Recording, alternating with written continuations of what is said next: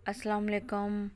Islamic वज़ाइफ असफ़ा के साथ आज मैं आपके लिए एक बहुत ही मुफीद और बहुत ही करामत कुरान पाक की आयत लेकर आई हूँ, जिस पे किसी ने जादू किया हो या कोई नज़र बद और किसी की साजिश का शिकार हो रहा हो या कोई दुश्मन उसके पीछे लगा हो, किसी तरह का भी जादू, पुराना जादू या उसके लिए आप इसका हल चाहते हैं, तो ये कुरान पाक की आयत आपके लिए है। इस आयत को पढ़ने की सबको इजाज़त है।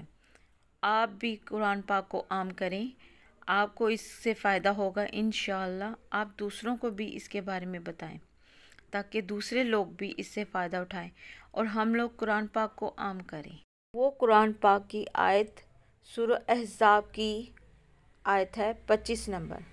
उसको आपने रोज़ाना 25 बार पढ़ना है, तो आप हर तरह के शर से महफूज रहेंगे।